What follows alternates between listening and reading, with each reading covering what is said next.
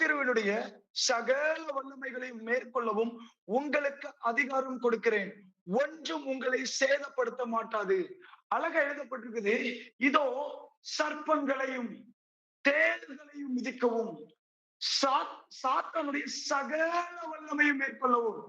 ஒரு வல்லம் அல்ல, சாத்தானால கொண்டு வரப்பட்ட வியாதியை மாத்திரம் இல்ல, ஒரு சின்ன பிரச்சனையை மாத்திரம் இல்ல, சாத்தான் கொண்டு வருகிற இடுக்கமான சூழ்நிலைகள் மாத்திரம் அல்ல, சாத்தானுடைய சின்ன வல்லமையோ பெரிய வல்லமையோ வேதத்தில் எழுதப்பட்டிருக்குது.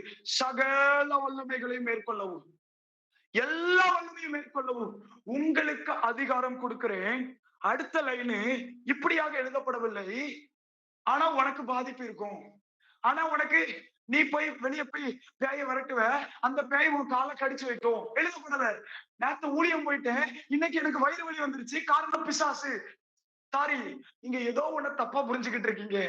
ஏசு சொல்றாரு, ஒன்று உங்களை சேதப்படுத்த மாட்டாது. ஒன்றும் உங்களை சேதப்படுத்த மாட்டாது. தெளிவா வசனத்தில் எழுதப்பட்டிருக்குது. நீ தான்ப்பா அவனை மிதிப்ப, அவன் ஒண்ணு மிதிக்க மாட்டான். நீ தான் அவனை மிதிப்ப, அவன் ஒண்ணு தொட முடியாது. நீ தான் அவனுடைய கிரியைகளை அழிப்ப. வானத்திலிருந்து சத்துரு மின்னலை போல விழுவான், அவன் ஒண்ணு தொட முடியாது.